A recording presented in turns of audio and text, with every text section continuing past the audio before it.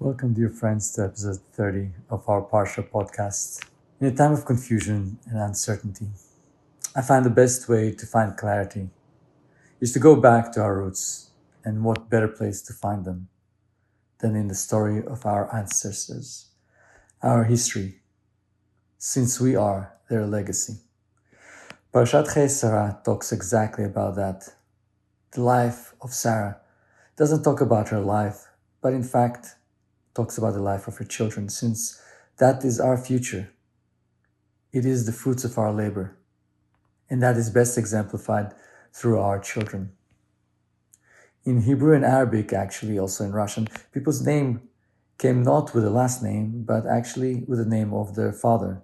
So I, for example, would be Eyal, Ben or Ibn Joseph, or in Russian, Eyal Yosefovich. So let's review a few lessons of what this Parsha teaches us, what the life of Sarah teaches us.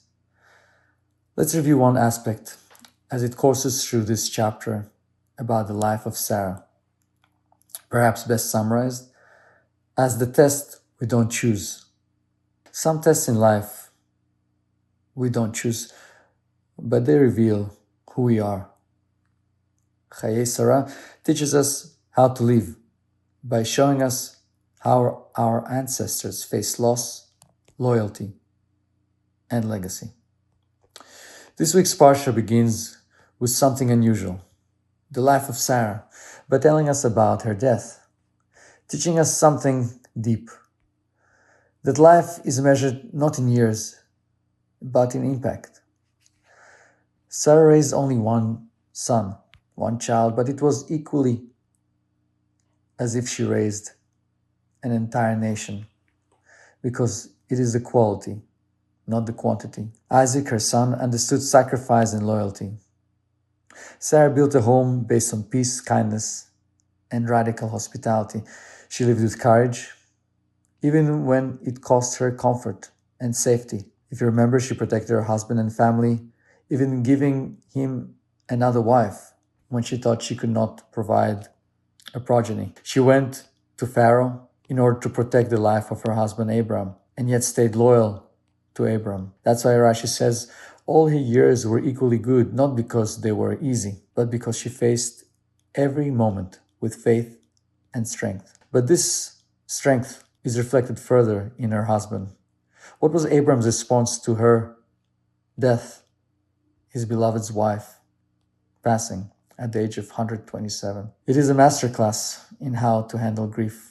When Sarah dies, Abram does something remarkable. He doesn't collapse, he doesn't run away, he gets up and he begins creating a future. He purchases the first piece of Eretz Israel, the cave of the Machpelah in Hebron, not through conquest, but through dignity and paying good full price for it. He doesn't bargain, even though he's offered it for free. He actually takes the full price. Then he sends Eliezer, his helper, to find a wife for Isaac. Why?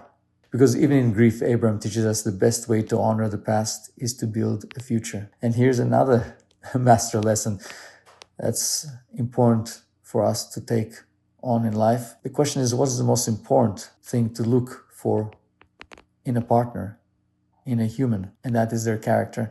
And the best way to test for it is, well, let's follow Eliezer's path. Eliezer meets Rivkah, and he doesn't test her beauty, wisdom, or lineage. He tests her generosity. One act, giving water to a stranger and to all his camels, is a small action with enormous meaning.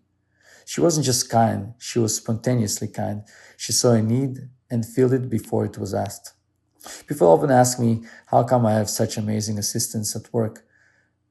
Well, because we choose them by character. Knowledge I can teach, kindness is much harder to pass on. The Torah is telling us character is who you are when no one is looking.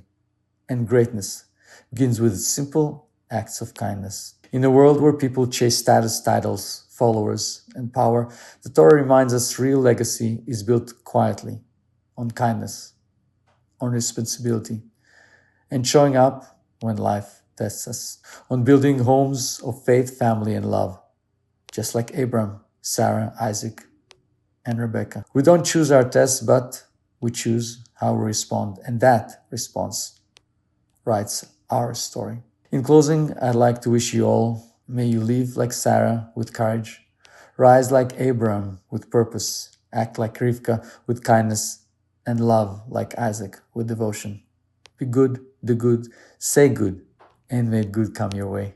God bless you all and have a safe, peaceful, and wholesome Shabbat. See you next week. God bless.